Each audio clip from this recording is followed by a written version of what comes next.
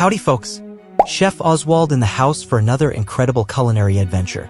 Today, I'm sharing a delightful recipe for wild rice and herb patties that will captivate your taste buds. Excited about the idea? Then stick around to learn how to make it. Let's take a look at the ingredients for this delicious dish.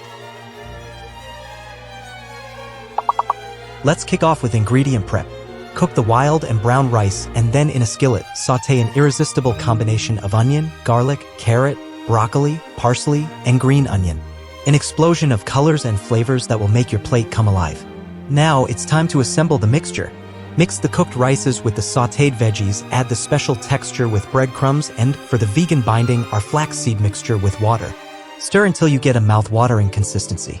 With moist hands, shape these patties and pop them in the oven.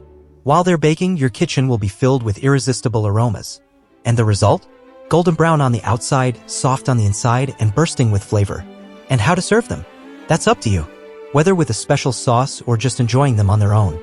These patties are a perfect choice for a healthy appetizer or even as a side dish.